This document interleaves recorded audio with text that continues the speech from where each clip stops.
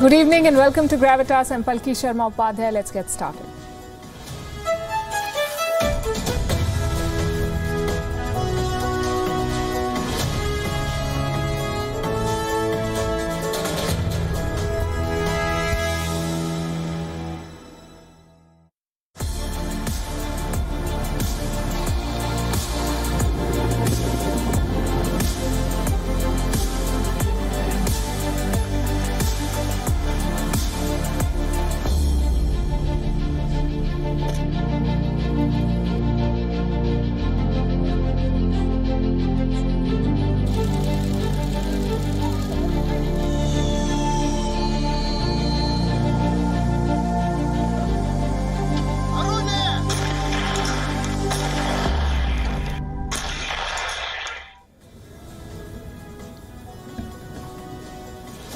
The United Nations Security Council is meeting as we speak. The issue at hand is the Ukraine conflict. Russia is amping up the pressure. Over the weekend, it moved blood supplies to the border, another indication that this time Moscow means business. Ukraine is hoping diplomacy will deliver. America is talking about punishing sanctions. The UK too is threatening economic retaliation. But the message from the West is quite clear. No American or NATO troops on Ukrainian soil, which makes the situation very tricky for Kiev. Militarily, it is no match for Russia. Can talks turn the tide? Is Putin waiting for the Winter Games in China to conclude before he strikes? What is the build-up supposed to convey, and how long can he keep his troops deployed on the front? 3 months and counting, we're tracking the Ukraine conflict for you also on the show tonight. After lecturing India on how to talk to protesting farmers, Canadian Prime Minister Justin Trudeau goes into hiding as protesters in his country take to the roads. North Korea sounds off alarm bells as it conducts its 7th missile test in less than a month. China's Olympic bubble bursts 5 days before the Winter Games. At least 200 people living in the Olympic village test positive for the Wuhan virus. And researchers from India have found a gene variant that increases the chance of diabetes and hypertension. This peptide is present in 15% of the Indian population. We'll tell you more about it. We begin as always with Gravitas Global Headlines. A United Nations report claims that the Taliban and its allies allegedly killed more than 100 former Afghan government members, security personnel and people who worked with international forces since the Taliban takeover of Kabul on August 15th. According to a press group report, foreign journalists in China face unprecedented hurdles and intimidation, including threats of legal action and online troll campaigns. UK Prime Minister Boris Johnson has received the Sue Gray investigation report into the alleged lockdown parties. The Partygate scandal has prompted widespread public and political anger over the breaking of lockdown rules by the government itself. Portugal's ruling socialists have won unexpected outright majority after snap elections, securing a strong new mandate for the Prime Minister, Antonio Costa. The African Union has suspended Burkina Faso from all its activities in response to last week's military coup. The suspension will remain in place until constitutional order is restored.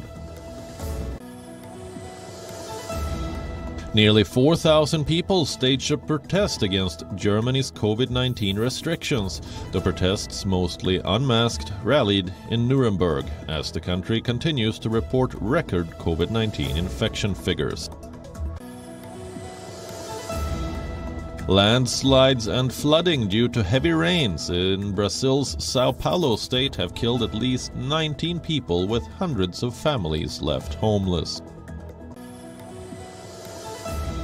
The major winter storm that ripped through much of the U.S. East Coast over the weekend prompted the cancellation of another 1,400 U.S. flights on Sunday. The storm brought hurricane-force winds and heaps of snow to the region. Denmark's Christian Eriksen has joined Premier League side Brentford in a remarkable return to football just 7 months after suffering a cardiac arrest. The 29-year-old has not played competitively since that incident, but has signed a 6-month deal with Brentford, who are managed by his compatriot Thomas Frank. The Los Angeles Rams will meet the Cincinnati Bengals in Super Bowl 56 next month. Both sides produced fantastic comebacks to win their conference championships. The Rams recovered from 17-7 behind to beat the San Francisco 49ers 20-17 and lift the NFC Championship, while Cincinnati beat the much-fancied Kansas City Chiefs to win the AFC Championship.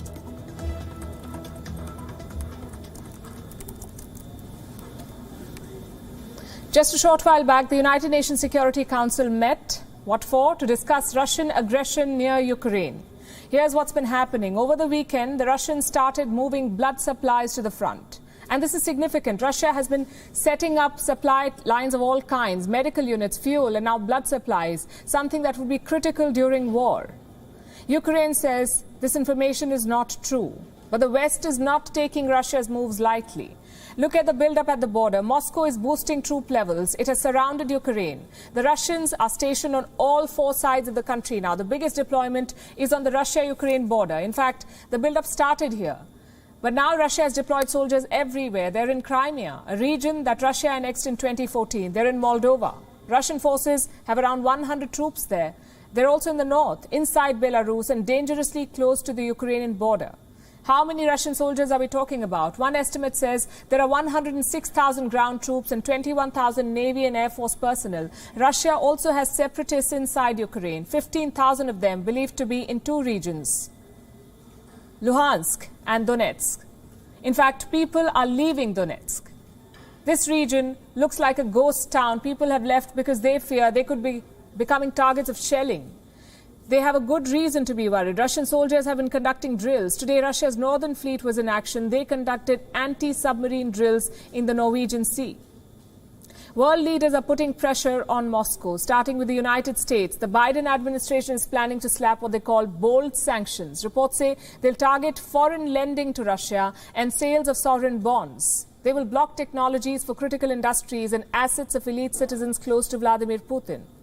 Here's how one report described the proposals. Washington is looking to take a sledgehammer to pillars of Russia's financial system.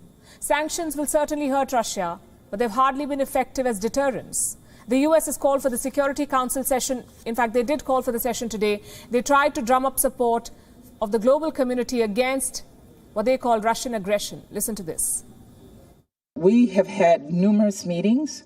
Over 100 meetings over the course of the past few weeks, both with Russian officials and in consultations with our European and Ukrainian colleagues. All of these meetings have been in private. We think it's now time to have a meeting in public and have this discussed in a public forum. Meanwhile, the United Kingdom is sending a warning to the Russian president. Prime Minister Boris Johnson will speak to President Vladimir Putin this week, and here is what he plans to tell him.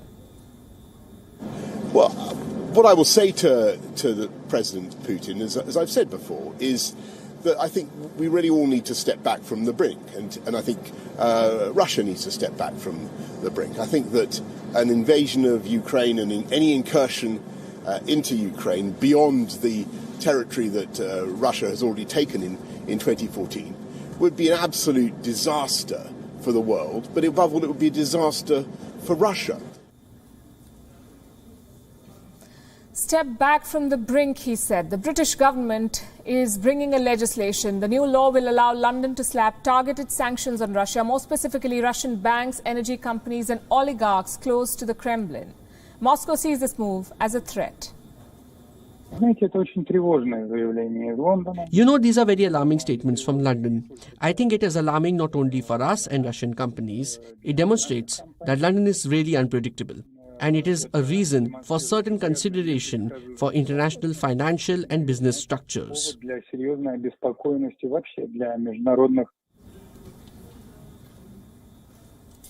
Russia also had strong words for the United States at the UNSC. Its ambassador tried to block the meeting on Ukraine and accused America of what they call megaphone diplomacy.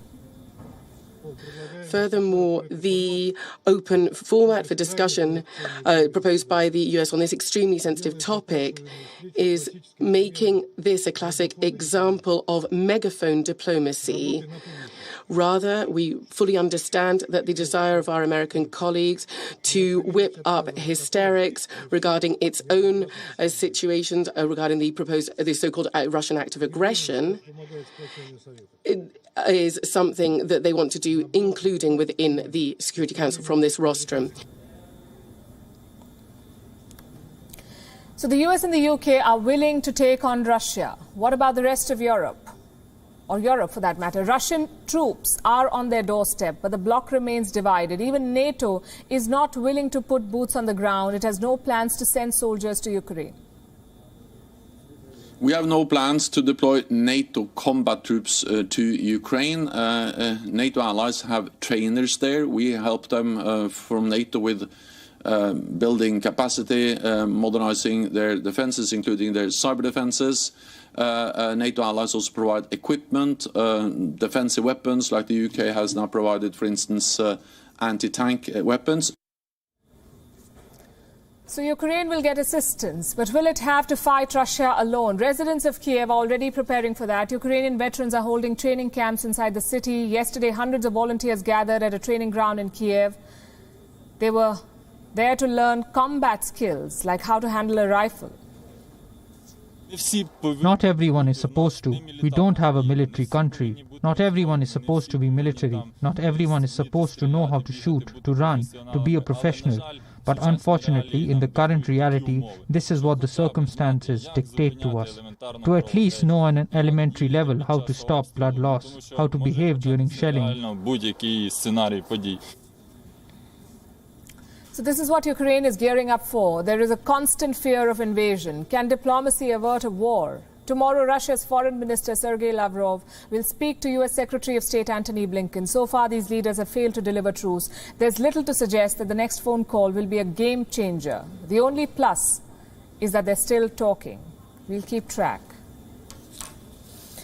There's a new trend on social media tonight. Hashtag, where is Justin Trudeau?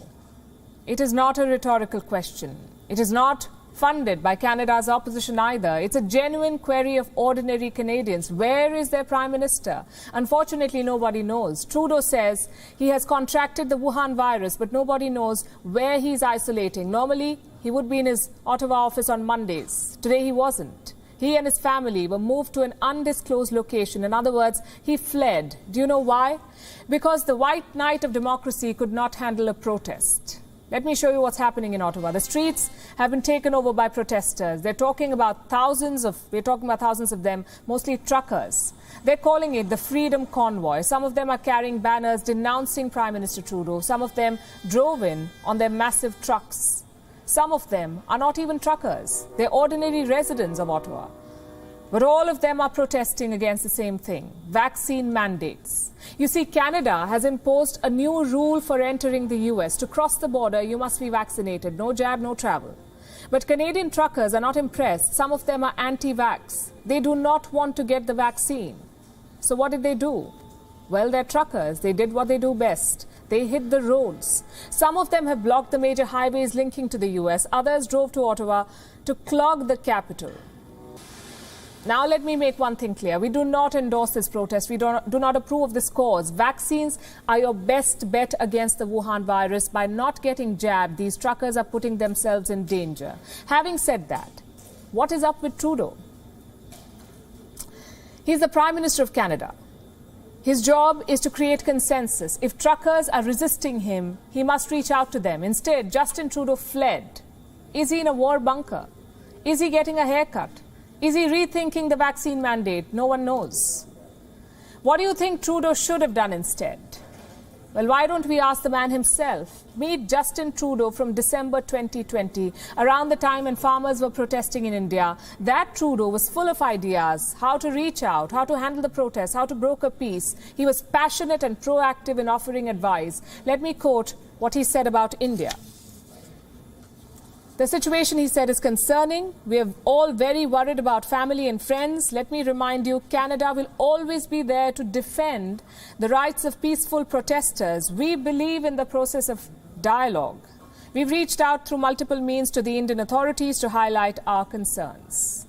If only we could get this message to Trudeau's secret cubbyhole. I'm not saying the situation in Ottawa is not challenging. The protests are certainly daunting. But there hasn't been violence. So far, the protests have been peaceful. So why hasn't Prime Minister Trudeau reached out to the protesters? Where is the process of dialogue? Actually, forget dialogue. Why not release a statement or at least a tweet? It's not like Trudeau got logged out of the internet. Here's something he retweeted today. He's celebrating a football victory. Canada's men's football team beat the Americans. I'm sure it's a big deal for Canada. But is it more important than these pictures? Thousands of truckers camping in the national capital. Temperature minus 20 degrees Celsius. Trudeau may disagree with their views. So do we. But his response is two-faced. When the protests happen in India, it's the government's fault. The cops are tyrants. The ministers are unresponsive. But when the protests happen in Canada, the narrative changes. Guess what Trudeau calls these truckers? A small fringe minority holding unacceptable views. His words. Well, that's precisely what the Indian government also said, that the farmer protests were being organized by a minority. The similarities don't end there. Like all protests, this one too needs financial support. So where is that money coming from? Online campaigns. Around 33% of the donors are anonymous. No names, no address. Canada's intelligence agencies say they suspect a foreign hand. They say the truckers could be getting money from abroad. Again, that's precisely what happened in India. Khalistani elements penetrated the protests. Funds were flowing in from abroad, some said. But in 2020, Trudeau did not care. He wanted to protect his vote bank in Canada. So he dived into the internal affairs of a sovereign country. Today, when he faces a similar situation, he flees. He pretends like nothing is happening. And the Canadian media is playing along.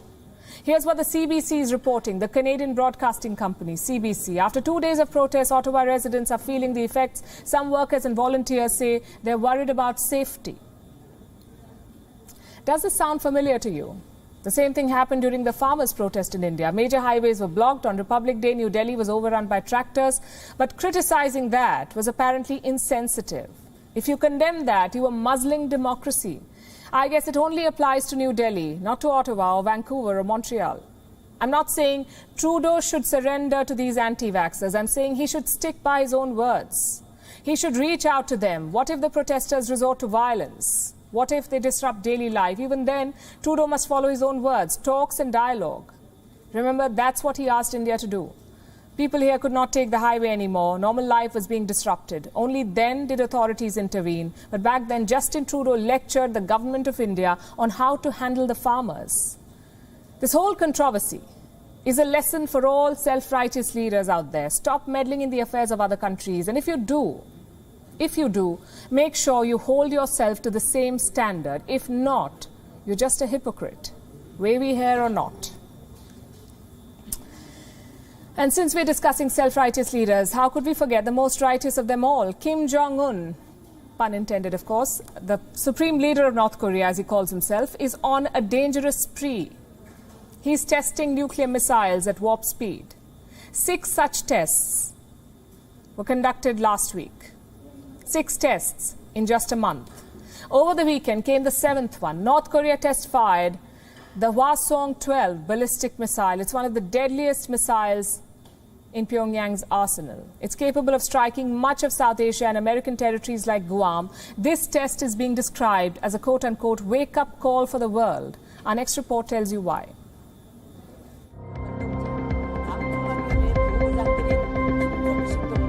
These images are from Sunday. They show North Korean leader Kim Jong-un inspecting a weapons factory in Pyongyang. Dressed in his trademark leather suit and coat, a visibly thinner-looking Kim appeared ecstatic. What is he so thrilled about? Yet another successful missile test. Only this one is the biggest since 2017. Look at these images now. This is the Hwasong-12 ballistic missile. On Sunday, it was test-fired by North Korea. The missile flew for 800 kilometers, climbed an altitude of 2,000 kilometers, and then landed in waters off Japan's coast. Some unusual pictures purportedly taken from space show the missile looking back on Earth as it flies above the Korean peninsula and Japan. North Korea says this test was only meant to verify the accuracy of the missile, which was apparently deliberately angled to land away from neighboring countries. No one is buying these claims, from South Korea to Japan to the United States. They're all looking at this test as a wake-up call. The Hwasong-12 is one of the deadliest missiles in North Korea's arsenal. At full power, it can travel thousands of kilometers, putting much of South Asia and American territories like Guam within striking distance. This was the 7th such missile test in less than 4 weeks. Throughout January 2022, North Korea has test-fired one missile after another, as the world remains caught up with Ukraine, Taiwan, and the pandemic. This unnerving spate of testing has sent alarm bells ringing globally. Reactions are pouring in from all over the world, even China. We hope that all parties concerned will focus on the overall situation of peace and stability on the Korean Peninsula, to speak and act with caution, stick to the right direction of dialogue and consultation, and jointly promote the political resolution of the Korean Peninsula issue. It is extremely important that member states take the necessary steps to implement the sanctions in their jurisdictions or risk providing a blank check for the DPRK regime to advance a weapons program. A series of actions by North Korea, including the repeated launches of ballistic missiles, threaten the peace and security of our country, the region, and the entire international community. These tests signal the return of brinkmanship. The Kim regime is fulfilling all the goals that were set at the 8th Party Congress last year. The first goal was to test a hypersonic warhead. It was achieved later this month. Another goal was testing a submarine-launched missile. It was achieved in October last year. Yet another goal was developing tactical nuclear weapons. One of the 7 tests conducted this month was of tactical missiles. All of the boxes are being ticked. But what is Kim Jong-un's endgame? For a while, it seemed that North Korea was doing this to seek America's attention, to make Joe Biden ease the sanctions and reinstate dialogue over nukes. But that may no longer be the case. Pyongyang seems squarely focused on meeting its nuclear milestones, irrespective of what Washington does or does not. This may further damage Biden's foreign policy credentials. Bureau Report, WION. World is One.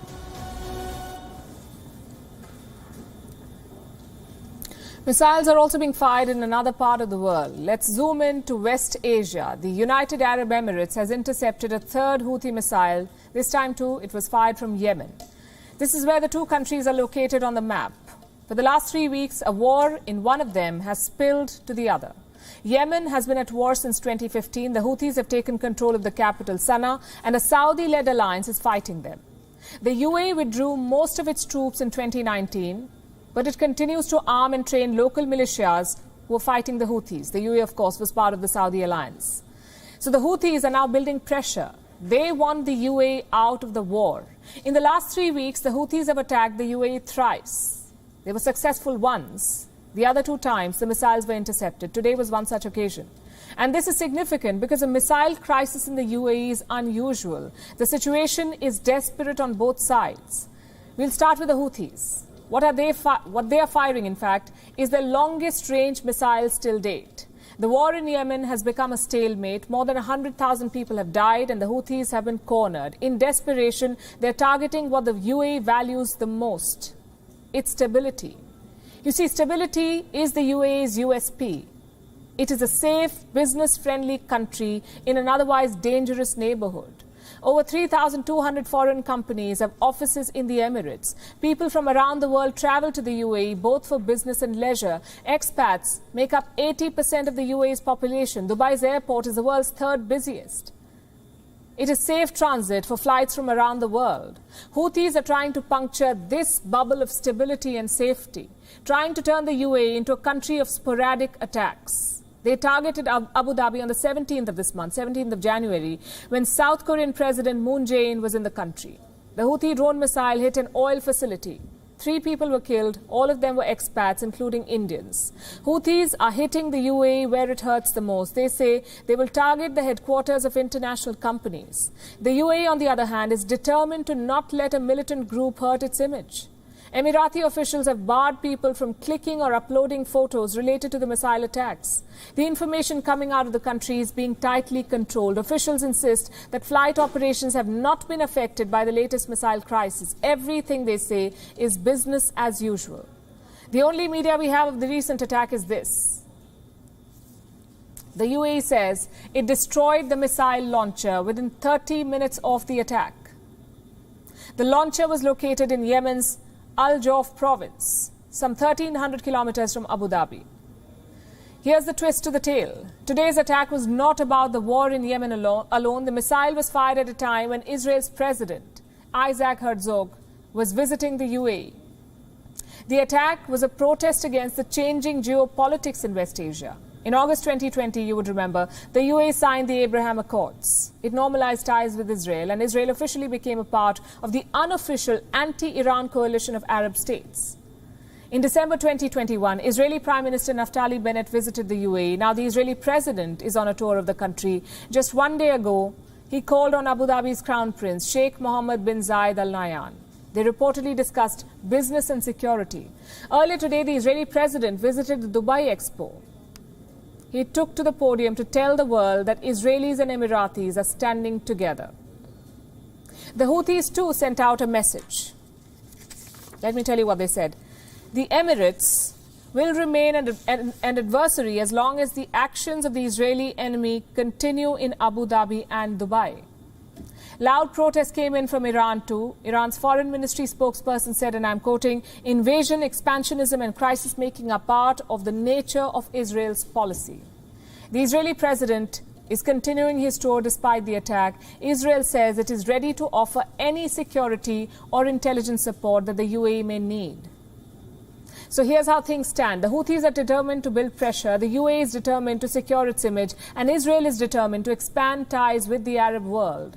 The sands in this part of the world are shifting rapidly. The UAE responded to previous Houthi attacks and is unlikely to break that pattern. But 3 missile attacks in 3 weeks make 2 things very clear. The war in Yemen has spilled and the UAE's safety net has been torn.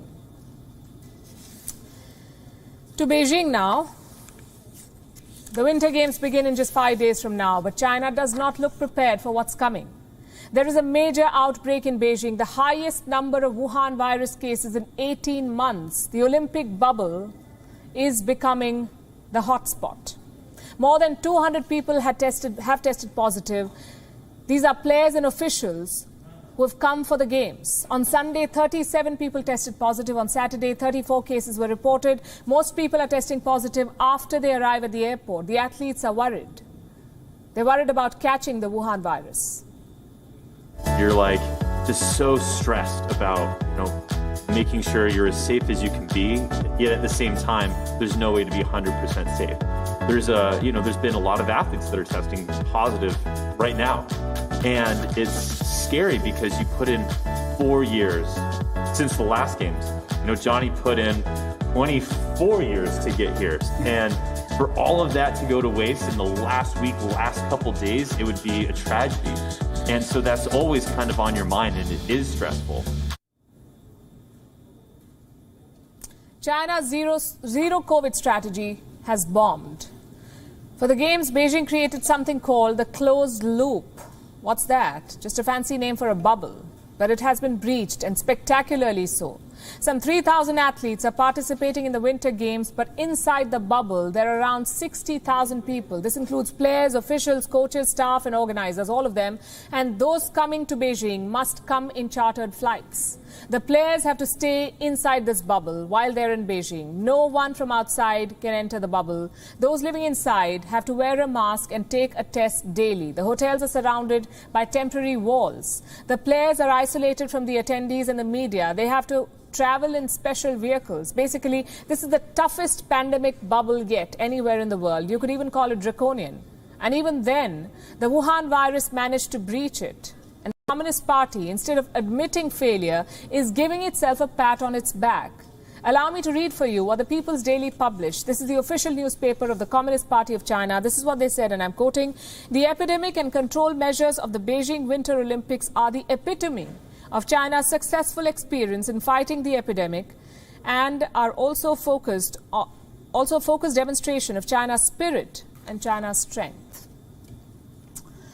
Well, if it's all going so well, and if China really is the epitome of pandemic response, then why is it cracking down on Communist Party officials? They're doing so on all kinds of pretexts.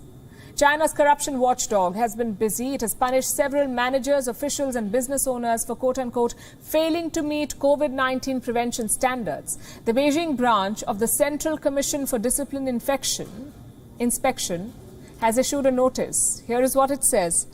The Communist Party has expelled several officials. They would face criminal punishment. A manager has been singled out. Let me quote on why he was punished. The manager has been accused of poor leadership and non-standard management that led to the spread of the pandemic. This is obviously about Beijing's Wuhan virus outbreak. In recent days, there has been a surge in cases. More than 100 people tested positive in 2 weeks. That's what Beijing is claiming officially. But on the ground, China is testing as many as 2 million people. More people could test positive in the coming days. We cannot say if all of this data will be shared with the world, but we know that more cases are coming. What about the International Olympic Committee? Will it allow the games to go ahead amid a mass outbreak? A new report says Olympic executives, organizers and experts have been holding discussions. Internally, they have come up with a contingency plan to quote-unquote pause the action if needed. We hope it doesn't come to that. But by keeping the event alive right now, the IOC has taken the risk of holding the Winter Olympics in a pandemic hotspot. The Genocide Games could be this year's biggest super spreader event. So that was politics and policy. Let's now talk about healthcare.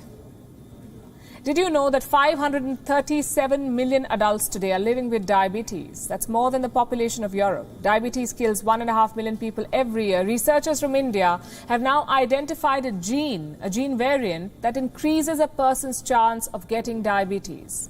This gene variant is present in 15% of Indians. Here's a report. We all know someone who is living with diabetes. It's an unforgiving disease. Diabetes takes a toll on your day-to-day life. It damages your nerves, puts you at risk of heart attacks, even kidney failure. India is the diabetes capital of the world. More than 77 million adults in this country live with the chronic disease. 57% of the cases remain undiagnosed. So it's a big deal when researchers from this very country take giant leaps in the direction of diabetes prevention and diagnosis. This is the India Institute of Technology, Madras, one of the country's premier engineering and research campuses. A team of researchers from IIT Madras have identified a genetic variation. They say this peptide increases a person's risk of diabetes. What is a peptide? It is a small part of a protein. In this case, the peptide is pancreastatin, and the protein is called chromogranin A. Pancreastatin prevents the release of insulin in the body. Diabetes, like you know, is a result of this very problem. When the body is not producing enough insulin, a person has type 1 diabetes. In type 2, the body fails to use the insulin being produced. Researchers have found that pancreastatin is present in approximately 15% of Indians. It is also present in 15% of South Asians, which makes people from this part of the world more susceptible to diabetes. Not just that, people carrying this peptide are 1.5 times more likely to have hypertension and coronary artery disease. Long story short, you don't want this gene variation. But do we have control over our genetic makeup? Not yet. So what we can do is identify if we have this gene variation. Next step, work towards preventing diabetes. This study helps with that diagnosis. It tells medical professionals what they need to look out for. It helps explain one of the many gene factors responsible for diabetes. This disease kills 1.5 million people every year. So any step towards preventing it is a leap in its own right. Bureau Report, WION, World is One. In Pakistan, the economy remains punctured. We've been reporting on it for weeks now, and I'm afraid the situation is not getting any better. Foreign reserves are running out, the currency is losing its value, inflation is growing, prices are soaring, imports are dwindling. Pakistan's Prime Minister Imran Khan is having sleepless nights by his own admission. So to fix the sleep cycle as well as the economy, Islamabad has decided to do what it does best: borrow more money. From whom? The Chinese, who else? Only this time the money won't get debited directly. It will be transferred only after Imran Khan visits China. Next week he is expected to be in Beijing and make the request in person to Xi Jinping. It shows Pakistan's desperation and the myopia of its leaders as they push the country deeper into Chinese debt. The Pakistani media would be covering the visit, of course, and we hope they get it right this time. The last time Imran Khan was in China to borrow money, one Pakistani channel apparently thought that he'd gone there to beg, so it's misspelt Beijing as begging. You have to watch this. The worst part of corruption is money laundering. Money that leaves the country. In my opinion, one of the biggest problems the world faces today is money laundering. This was 4 years ago, in 2018. Now Imran Khan is visiting China again. This time he's eyeing a $3 billion loan. That's 529 billion in Pakistani rupees. What will this money be used for? To boost foreign reserves, says Pakistan. What does China get in return? More investment opportunities besides Pakistan's sovereignty, of course.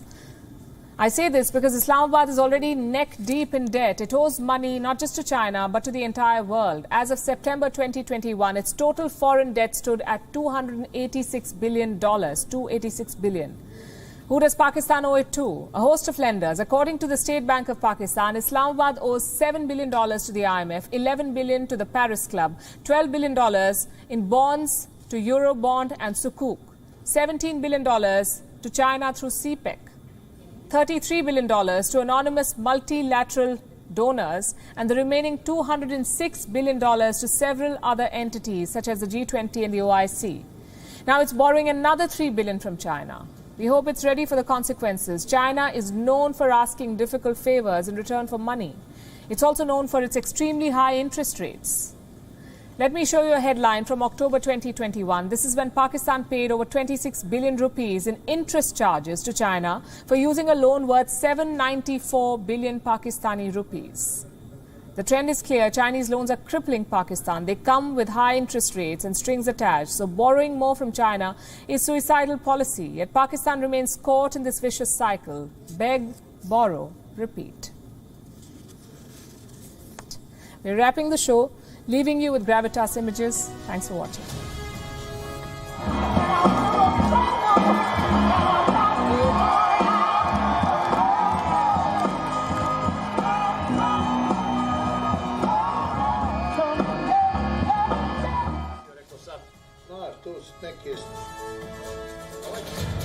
Samo popunjava. Šalje on u Zenici ga negdje kupio. Kad je prošlo pol sata, to je